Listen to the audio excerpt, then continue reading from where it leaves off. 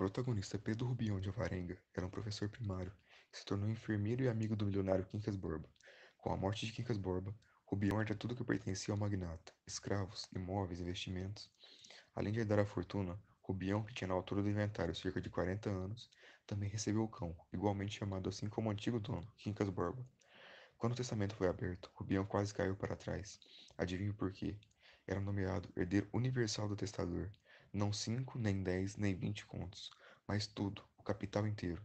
Especificado os bens, casas na corte, em Barbacena, escravos, apólice, ações do Banco do Brasil e de outras instituições, joias, dinheiros amoedados, livros, tudo finalmente passava às mãos de Rubião, sem desvios, sem deixas nenhuma pessoa, nem esmolas, nem dívidas.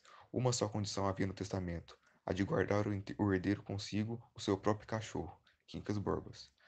Nome que lhe deu por motivo de grande afeição que lhe tinha. O então falecido acreditava que, se ele morresse antes do animal, o nome sobreviveria através do cachorro. Juntos, Rubião e o cão Quincas Borba mudaram-se para Barbacena, interior de Minas Gerais, para a corte.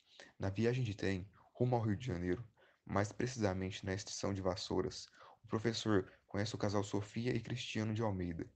O casal, interesseiro, percebe a ingenuidade do mais recente milionário e resolve tirar proveito da situação. Rubião se muda para casa em Botafogo e passa a andar cada vez mais próximo do casal.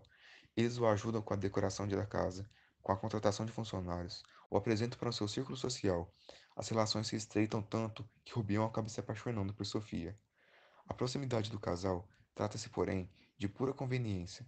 Aos poucos, Rubião vai percebendo que Sofia não está interessada e que o casal tira proveito da sua condição financeira.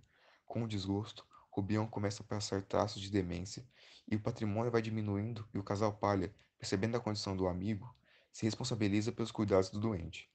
A situação se agrava tanto que Rubião vai parar em um hospício, com crises cada vez mais frequentes de demência.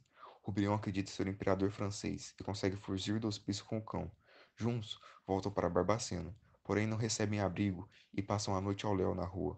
Rubião, insano, morre poucos dias depois.